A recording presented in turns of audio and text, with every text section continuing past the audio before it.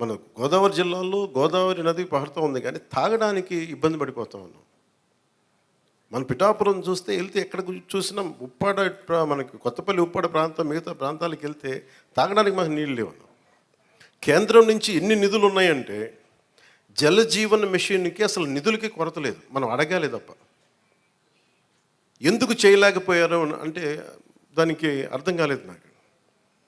పంచాయతీరాజ్ అధికారులు చెప్పింది కేంద్ర జలజీవన్ మిషన్కి ప్రతి ఇంటికి రక్షిత మంచినీటికి మీరు డబ్బులు అడగాలే కానీ ఇస్తారు.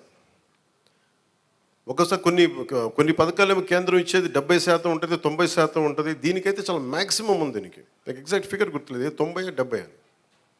అంటే మ్యాచింగ్ గ్రాంట్ ఇవ్వలేని పరిస్థితిలో ఉంది. మ్యాచింగ్ గ్రాంట్ కొన్ని చోట్ల 40 కోట్లు ఉంది, 50 కోట్లు ఉంది. 40, 50 కోట్లు 200, 300 కోట్లు చేస్తే మనకి కేంద్రం నుంచి 1000 కోట్లు వచ్చేస్తాయి. అంత మ్యాచింగ్ గ్రాంట్ కూడా ఇవ్వలేని పరిస్థితిలో మ్యాచింగ్ గ్రాంట్ ఇవ్వలేకపోయారు, కానీ ఋషికొండలో ఇల్లు కట్టుకున్నారు. వీళ్ళు బూడిదలో పోసిన పన్నీరు, అది బాధేస్తుంది. అంత విలాసవంతమైన భవనం, ఓకే, వాళ్ళు అనుకున్నట్టుగా నేను వాళ్ళ ఆ వాదనకి నేను సరే అంటున్నాను, ఓకే, మీరు అన్నట్టుగానే అది కూర్చోబెట్టి ఎవరైనా విఐపీస్ వస్తే ఉండటానికి అంత అవసరం ప్రస్తుతం. నాకే క్యాంప్ ఆఫీస్ ఇస్తే నన్ను అడుగుతూ ఉన్నారు, ఏం చేయమంటారు మరమ్మతులు అంటే, ఏం చేయకుండా అలా ఉంచండి అన్నాను. కొత్త ఫర్నిచర్ ఇంక కొనకండి, నేను తెచ్చుకుంటాను అవసరమైతే.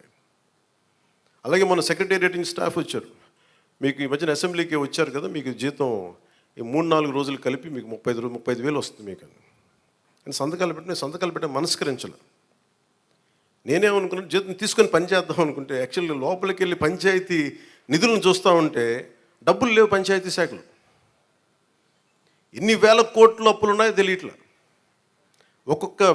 ఒక్కొక్క హెడ్ తవ్వే కొద్దీ, అంటే ఒక్కొక్క దానికి ఏ హెడ్ కింద ఎంత ఖర్చు అవసరం అని తవ్వే కొద్దీ అసలు అనంతంగా లోపలికి వెళ్తానే ఉంది.